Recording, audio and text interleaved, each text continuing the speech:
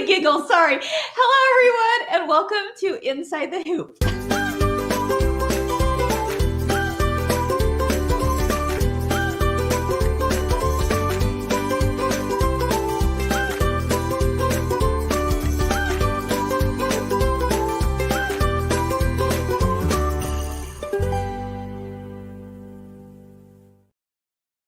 Oh my God. If you could have seen what just happened, you would understand. But anyhow, hello everyone. Welcome to Inside the Hoop. I'm so glad you're here. Us and all the giggles are happening here. My name is Kim Christopherson, and I am so excited to have my friends here, Ginger McLeod and Deanna Lindley, with us today. Hello, everyone. Oh boy. All right. Woo, We'll get morning through already. this. Yeah, definitely. You know, it's beginning to look a lot like Christmas around here. Yes, it Don't is. you think? I mean, I'm sporting the red and Now this might confuse you, but yes. Because It all makes sense. it will Yep, make sense it here. will. Because we are going to be talking about some Christmas projects and actually a few projects that are going to keep you busy all winter long. So, Yes. Deanna, last week we had a fun show. Do you want to give us a We little did. recap? It was so fun. So we had fun digging into Kim's fabric stash. Oh, yes. We did. Which is always a treat. And then we took some designs from the All Things Give Thanks pillow and we changed them up a little bit, took on a new color scheme, and each of us came up with something entirely different from those blocks. So if you've missed that, please go back and watch that episode. We had so much fun. Plus, I got to bring on a cute little guest to model the dress that I embroidered some pink pumpkins on. So if you missed that last week, go back and watch it. Definitely. That was such a fun episode, wasn't it? It was fun. Very, it was very so fun. fun. And the And- projects turned out so darling. And we hope we inspire people to use fabrics beyond just your traditional, right? Absolutely. Yeah. Yes, I can't wait. So, and speaking of cute little guests, we have another special guest today. Yes, we So you might remember our cute little elf from our North Pole Tier Tray event, London. And of course, she's Andrew's daughter as well. And bonus, she's a machine embroiderer. So we want her to join us. She's kind of our resident Christmas expert. So everyone, please welcome our elf, London. Hello. Oh Who's my Deanna here? goodness. Is she not the cutest? She is adorable. We love little London. London, tell everyone how old you are. I'm 9. 9 years old. Yes. And like Ginger said, she is a machine embroiderer as well. London, At are 9 you years old. are you ditching school today to do this with us? We promise not to show this Yeah. to your teacher. Yeah, Hopefully your teacher's not watching. Well, all right, no, it's okay. We knows needed her. Santa, right? Yeah. But we thought it would be fun to bring you on today because you have been, embroidering with Mrs. Santa in the past and Santa Claus and such. And so when we were thinking about, well, who would we invite as a little guest? It had to be London. It had It to had be. to. Yeah, definitely. There was So no question. we want Yeah. to share with you one of our favorite Christmas quilts we've ever done here at Kimberbell. You And ready it's for that? something that I you can can hear the still bells buy. already. It came out last year, but this is the Advent style Christmas quilt called We're Cup gonna cover of up Ginger Cheer. for just a I know. second. Just everybody for a Just minute. peek around there. London, what do you think of that quilt? I really like it. Do you? What are some of your favorite parts of it? I really like this snowman that Oh. comes out. Yes. Oh, he is Very fun. cute, huh? Isn't he cute? And what does he fit into over there? That He cute fits into a little. little mitten. Oh, I love it. I love that too. Do you know what an Advent quilt means, London? Not really. Not really. It's kind of a big word, isn't it, for something like that? But basically, if you've ever counted down to Christmas, like maybe had like a little chocolate Advent calendar or something, and you're counting how many days are left till Christmas, that's kind of like an Advent quilt. And so that's what we did here. So that little snowman that you pulled out of the mitten, well, that was on day number, what number is that over there? What's the number by the mitten? 10. Day number Yeah. 10. Oh, I love that you love that little mitten. Okay, what So else cute. do you What like else on do you that love? quilt? I really like the little door that will open. And what's in that door? Note you can pull out. Oh my goodness. And what does it say? Merry Christmas. Oh, I love it. I think it also says something about how Dad is going to make cookies with you. I think so too. Yeah. You like to make cookies at your Right? house, don't you? We're just putting Dad on the spot. We could tell him it Now says he- anything Now at he this has point, to do it. Because right? we said it on live TV, huh? Right. Okay, so you're gonna put that little note back in the door. Okay, what else do you love?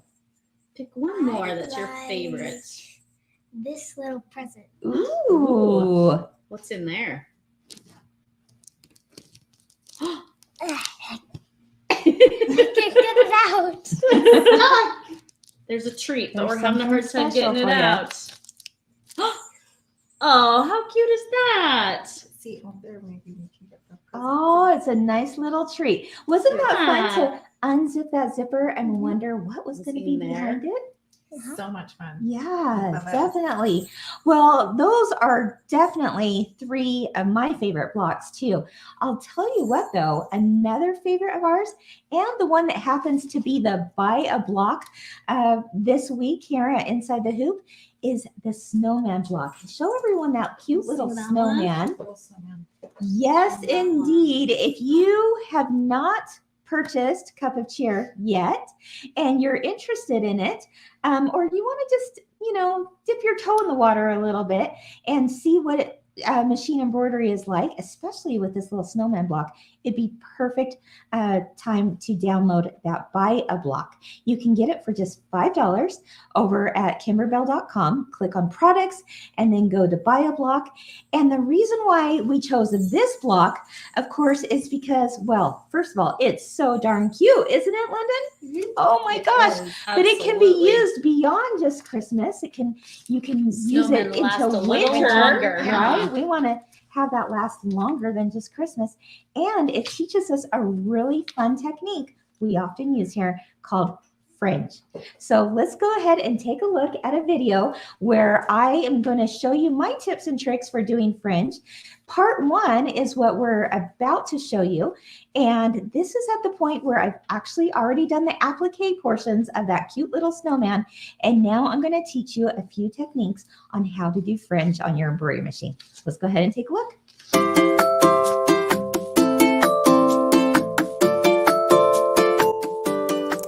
All right, so as you can see, I'm ready to stitch the fringe stitches in my snowman block. So I'm going to do a little bit of fringe right here across the top of his hat, as well as some fringe going over here next to his scarf.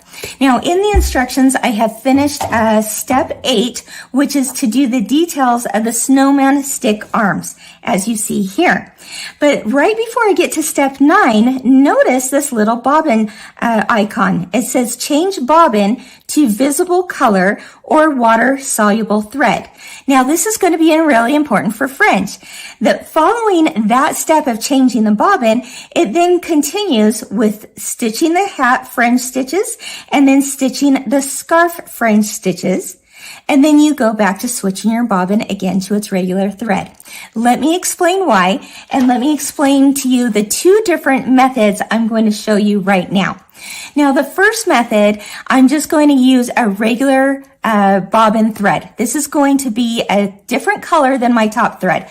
And that's where I'm going to do the top of his hat, those fringe stitches, just so that you can see the difference between using a regular bobbin and using a water-soluble bobbin. Okay, so once again, for his hat, I'm going to use a pink thread along the top. And then I'm going to use a black bobbin. Again, you're not going to see the color of bobbin. It's just to differentiate the 2 when they're placed together so that you'll know where to cut your bobbin stitches when it comes time to do the fringe.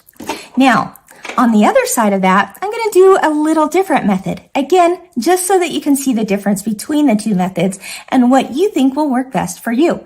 Both work equally the same. But the water-soluble bobbin, well, it might be a tad easier and it's a lot more fun, I think. So when it comes time to doing his scarf stitches, what I'm going to do a blue thread for the scarf detail, and then I'm also going to change out my bobbin at that time. Again, normally you wouldn't do that. You would stick to the same bobbin type through the whole fringe process, but I want to show you two different methods. So when I go to do the scarf, I'm going to put in a water-soluble bobbin. Yep, you heard that right. When it gets sprayed with water a little bit later, all those bobbin stitches are going to dissolve and make it really easy for you to fluff your fringe. Now, let me give you an extra tip about using water-soluble bobbin thread, and that is just as simple as this. When you go to wind your bobbin, make sure you take a black Sharpie marker and mark it as WS, or water-soluble. You can imagine why you want to do that, because the only time you want to use a water-soluble bobbin thread is actually when you're doing something like fringe. All right, so let's go ahead and get started with the top stitches of his hat.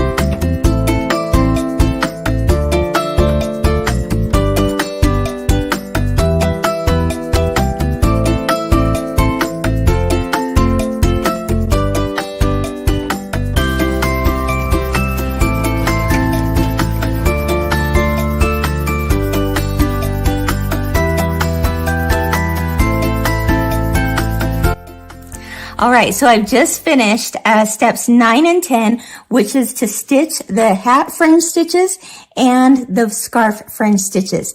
Notice that in nice big bold letters, even highlighted, it says change the bobbin to a regular bobbin thread. You do that before you go onto anything else, like the satin outline or the scarf fill. You must change that bobbin thread back. Why? Well, you don't want the rest of your project to dissolve if you used water-soluble bobbin, and you want to just use your regular standard white thread that you might normally use for machine embroidery at this point, okay, before you go any further. So before I go any further with you, I'm going to change my bobbin before I forget, and then we'll go on to the next steps.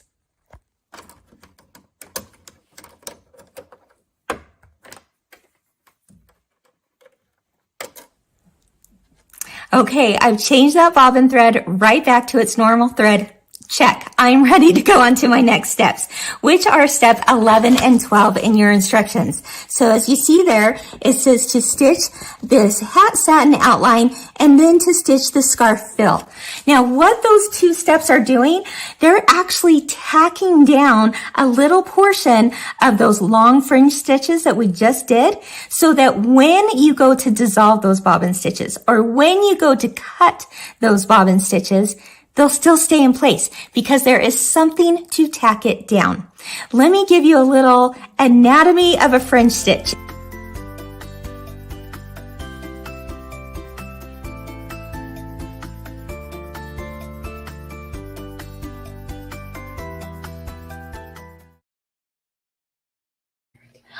Alrighty, so that's the first part of the fringe technique.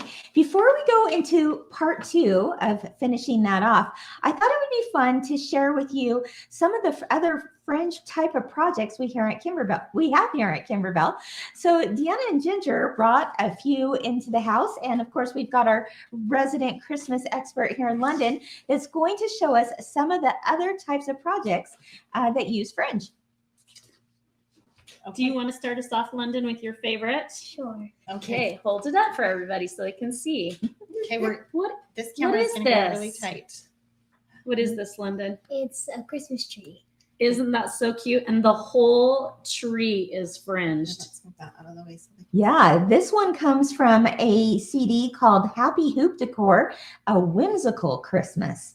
And as you can see, it's certainly full of whimsy, isn't it? It is. And there's 3 different shades of green there. So cute. Okay, what Okay, next? also from that same CD is our Santa. And his beard is fringed. So these are both from that Whimsical Christmas Yeah. Happy Hoop Decor. Yeah. And you can see here his beard's just fluffy and cute. So fun. So this is also from our Happy Hoop Decor, but this is the Nativity. And I love this one. Look how cute this is. So not only is the shepherd's beard fringe, but also these cute little lambs are fluffy and fun. And then we also have the wise men's beards are fringe here. London's been playing with all of these. She's been having so much fun with us today. And then, of course, the hay in the manger is really fun. And then we have another project. This is a brand new project out. This is our nativity stuffies. And oh my goodness, what's not to love about this donkey? Look at the cute hay that's underneath him. That's an all fringe. Yeah, these nativity stuffies are being sent starting next week. To your shops. Yep. So you can find those at a quilt shop near you. Yes. And then London's got What have you got, too. London? I've got baby Jesus in the manger. Yes. And so his little straw right here. Hey, whatever they used. Yeah. I love it. I love it. So those are just a few of those stuffies that use it. What Yeah. else did you bring?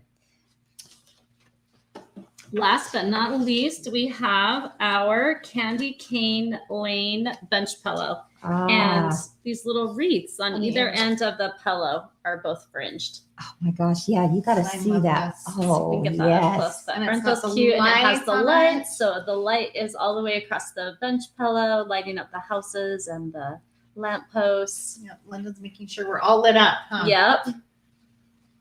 Such fun. And that fringe just adds such a fun little like texture to Yeah. Yes. maybe what would be like a flat design. And I Well, just love that. And to think that you can do it on your embroidery Oh, machine. Yes. That is just yes. really, really it's not fun. handwork that you Yeah. have to do. Definitely. So as you can tell here at Kimberbell, we kind of like our fringe. We do. And this really is just a small sampling of the kinds of fringe projects that you can find at Kimberbell. So check it out when you get a chance, all that Kimberbell has to offer.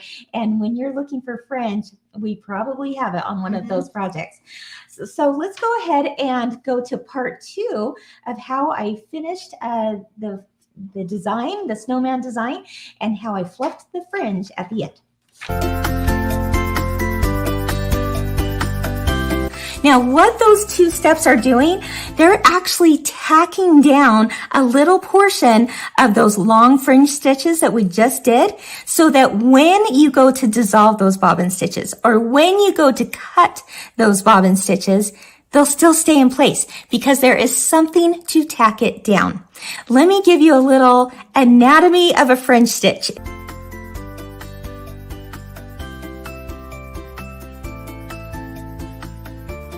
I'm going to do that with paper and a clipboard and a few markers. All right. So as you can see here, let me pull up my snowman. They're very long stitches, right? A fringe stitch has great length to it because you want it to pop out eventually. Same with this little scarf detail. Again, very long stitches. But to hold those stitches in place, there needs to be either what we would call a finishing stitch, or maybe it's even called a tack down detail stitches. Depending on what Kimberbell project you're using, it could be referred to one or the other. So in this example with the snowman, we're actually using the satin outline of the hat. Okay, what's about to happen with this hat is that it's going to do a final satin outline, and part of that satin outline is going to tack down a portion of those fringe stitches. The same with the fill in the scarf. Part of that outline or that fill is going to tack down a portion of that scarf. So here's what it might look like with any Kimberbell project. Say, for example, again, get my trusty little marker and the board here. If I'm doing the first parts of a fringe stitch, it's going to have length, right? So it's going to be long, long, long stitches. You see how it goes. Probably going to be a little tighter fill than that, but you get the point, right? It's going to be long. But eventually, something has to tack that down so it doesn't dissolve and doesn't totally disintegrate, right? So what we do is we do something called a fringe tack down stitch, or in the case of the snowman, it's going to be either the scarf or the hat detail anyway. But along comes that stitch, and now it's going to be smaller. It's just going to go right over the edge.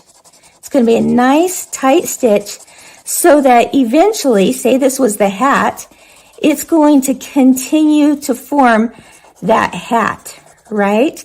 But all of this is still there. What's under here? Well, it's the water-soluble bobbin, or it's the bobbin that you're going to eventually cut. And I'll show you that here in just a minute.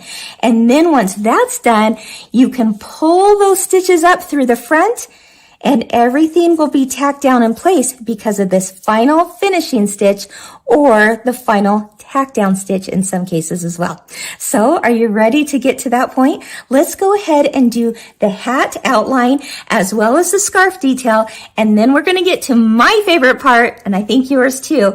And that is the dissolving of the stitches, or the cutting away of the stitches, the bobbin stitches, and then letting the fringe just bloom.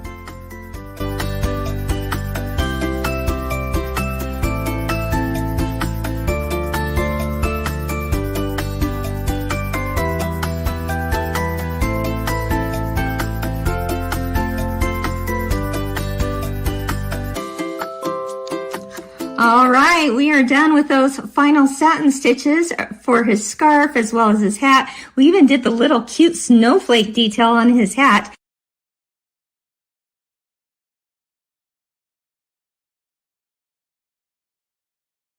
Because right now we're only focused on this darling little snowman.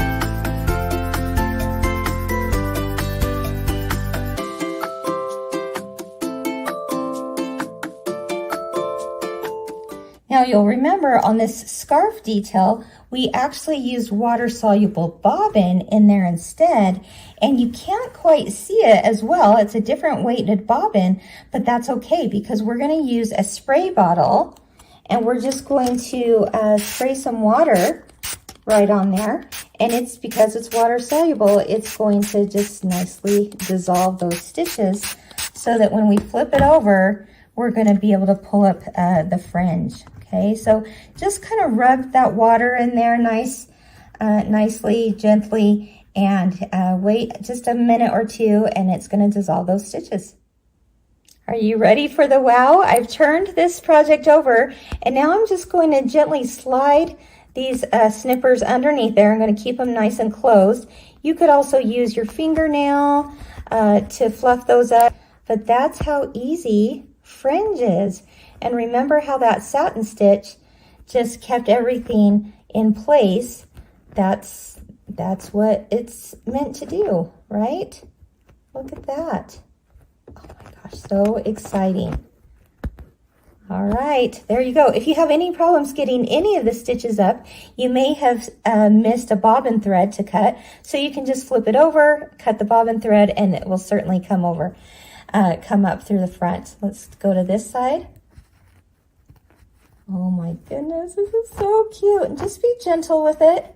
Just work with it. It might take some patience. Some areas might come up better than others. But again, like say for example, this isn't coming up very well. I could turn it to the back, make sure that all those bobbin threads were indeed cut, and they probably weren't. So I'm going to turn it back over and try cutting it again. But as you can see, the majority is cut. And it's looking so good. Just adds that little extra something, doesn't it? Let's take a look at what the water-soluble bobbin did in this case. So let's go right here. Again, I'm just going to slide this underneath there just to lift. I'm keeping those blades closed. I don't want to cut it. I just want to use it to gently lift. Oh my goodness. And there was no cutting involved in this one, which is kind of nice, right? All right, and there they come. They're starting to show. So exciting.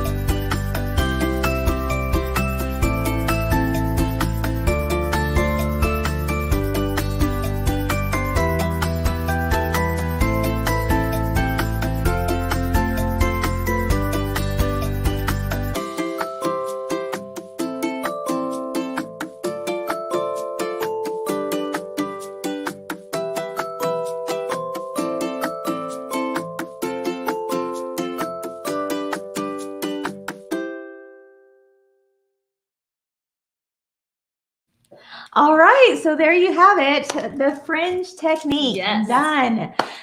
It's really easy, and if you've ever had problems with it before, hopefully that video helped you out. So let's take a look at my finished project. I just kept it really simple. As I mentioned at the end of the video, I did use background quilting on it, and this is the Pebble 1 design if you're looking for that. I love all the little pebbles in that background.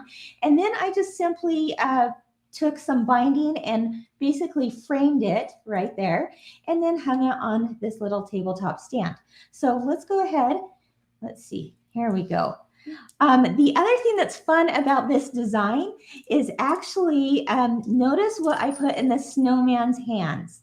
Now, when this block was part of Cup of Cheer, the snowman has his hand out for a little birdie to fly onto it. But I wanted something to add to his hands that he was holding at this point. So for Christmas, I thought, well, perfect. I'll just put on a little string of bells, as you can see here. But I want this project to go even beyond Christmas. So here's what I did. I actually just pinned those little bells on there with a safety pin on the back so that I could interchange the string of something, right? So Christmas, I'll have the bells on, but I'm going to take this into January since I did it in pinks and blues, and then put on this little garland.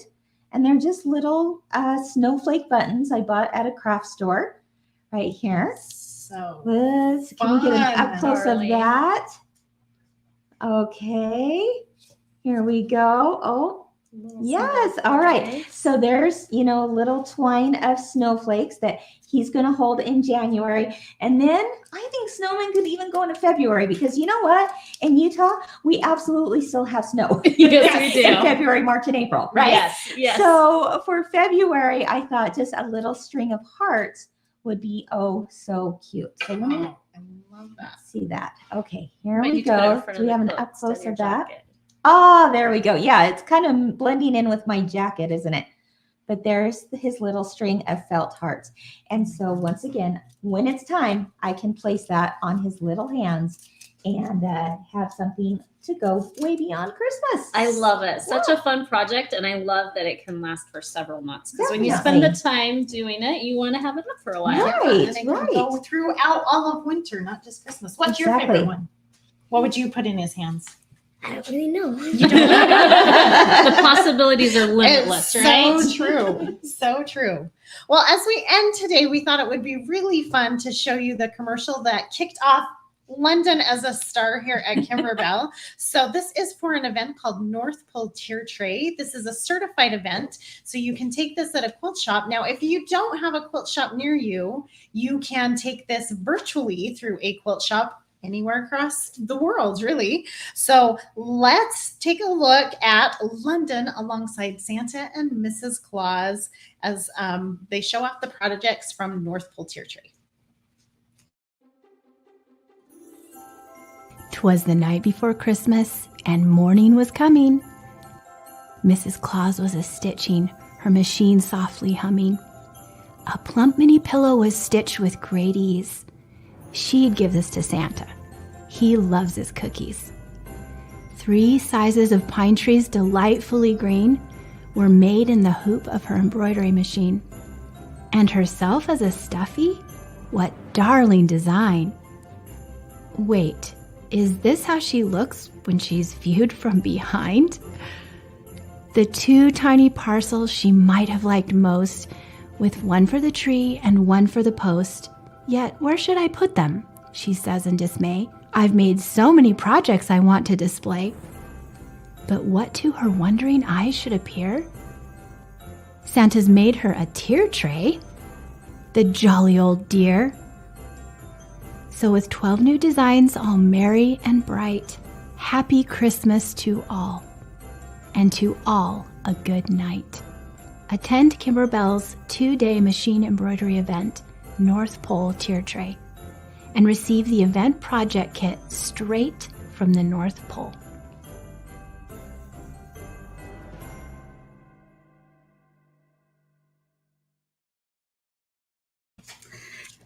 Okay, we're almost out of time today, but before we go, I wanted to share with you a tip that comes from our viewer, Laura Payne. She said, as a retired teacher, I'm still a binder person. If printed instructions are not included, I print them and place them in binders according to type.